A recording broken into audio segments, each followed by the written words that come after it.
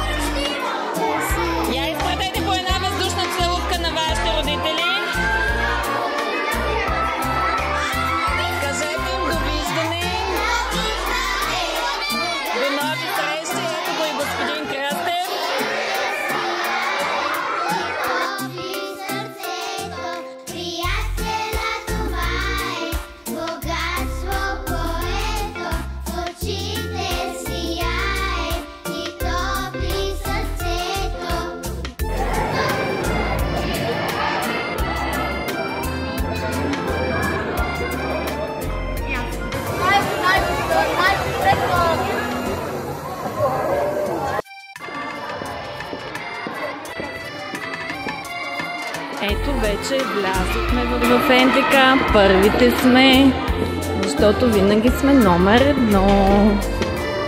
Нагоре зала номер 1 има табелка. Ето господин Кръстев ги води.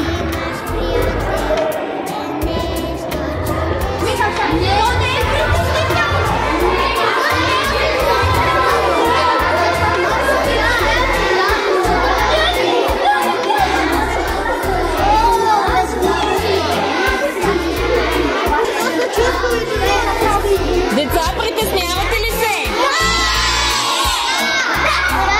Светли, с кой дойде?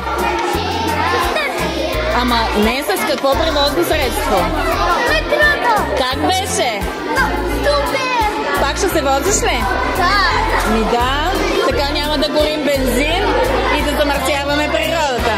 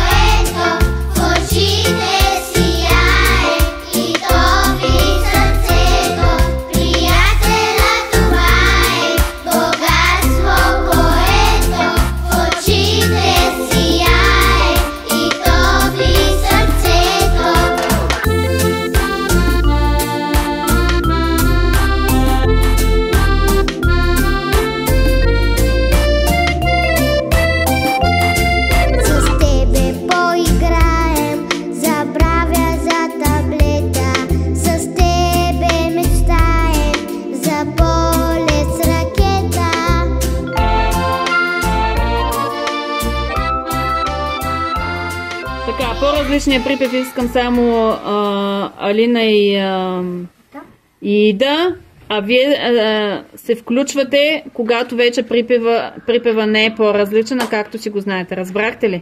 Само тази по-различната част, където е си завивките приятеля и така нататък. Го пеят само те двете, вие се включвате след това. Разбрахте ли ме? Да. Айде, Ида. И Лена. Алина. Давай. Приятеля е богатство, топли сърцето. Приятеля, това е богатство, което в очите сияе и топли сърцето. И аз сега Алина, Ида и Бонева. Я го пейте това начало, обаче. Я ми запей първо. Само ти ми запей. Кое е по-различно? По-различното, да. Приятеля. Не, Ида, я ти го запей. Приятеля. Дай, отпуснете малко това. Приятеля. Я, Бонева. Приятеля. Не. Я пак, Алина. Приятеля е богатство, топли сърцето. Я, Ида. Спокойно. Дишай дълбоко. Приятеля, това е. Не, това по-различното. С извивките. Приятеля е богатство, топли сърцето. Я, Ивонче. По-различното. Приятеля е богатство, топли сърцето. Така, Алина и Ида започват това по-различното. Приятеля и така нататък. А Ивон и Бонева се включват на богатство и продължавате натам. Вие също си продължавате. А другите 4, Калоян, Сиси, Запрянова и Рая, се включвате, когато вече припева не е по-различен, а си е оня нашия, дет си го знаеме. Разбрахте ли? Да. Хайде, Али и да започвайте. Приятеля е богатство, топли сърцето. Приятеля, това е богатство, което в очите сияе и топли сърцето. Добре. Топли сърцето. Така, последен път, но искам спокойни гласчета, отпуснати. И тук някои от другите 3, които се включвате, много викате. Включвате се с много силно викане, не мога да кажа коя от 3. По-спокойно, по-равномерно. Целта ни е не да надвикаме другарчето до нас или всички останали. Пееме си с нашото гласче. То ще има микрофони, те ще ви усилят звука на гласа. Не е нужно вие да викате, разбрахте ли? Защото почвате да крещите и да пеете фалшиво, вместо да пеете. Разбрахме ли се? Хайде, само вие първо почвате вие 3, Калоян, Алина, Ида, после се включвате вие 3 и вие двете на финала и си го изпявате цялото. Разбрахме ли се? Да. Айде, поемете с въздух. Готови? Започваме. Приятеля е богатство, топли сърцето. Приятеля, това е богатство, което в очите сияе и топли сърцето. Браво! Ръкопляскайте публиката!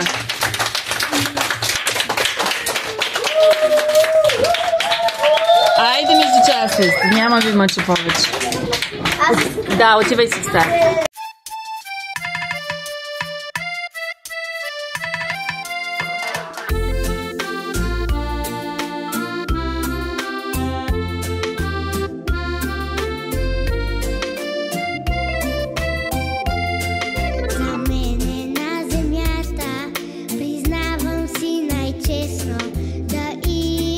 Приятел е нещо чудесно.